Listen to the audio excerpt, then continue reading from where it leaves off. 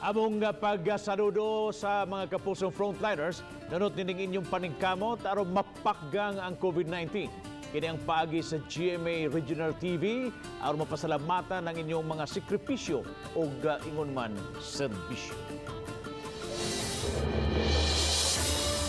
Dili kalimod nga dako ang sakripisyo sa atong mga frontliners sukad sa pagsugod sa atong gisagubang karon nga pandemya.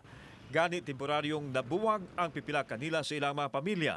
Ang uban nakasinati og diskriminasyon ug ang uban mibuhis sa ilang kinabuhi aron lang maluwas ang mga apektado sa virus. Naay padayong nagtrabaho aron lang mabuhi ang pamilya. Naay nag-anto sa uwan og init sa mga checkpoints aron masiguro ang kahusay ug kalinaw. Og aron ipakita ang pagpasalamat, nagkayusa ang GMA Regional TV team sa tibuok nasod, pinanguluhan sa Vice President and Head, Oliver Victor Amaruso. Pagsaludo sa mga frontliners. Ang GMA Regional TV dagupan sa North Central Luzon, gikan sa Balitang Amyanan.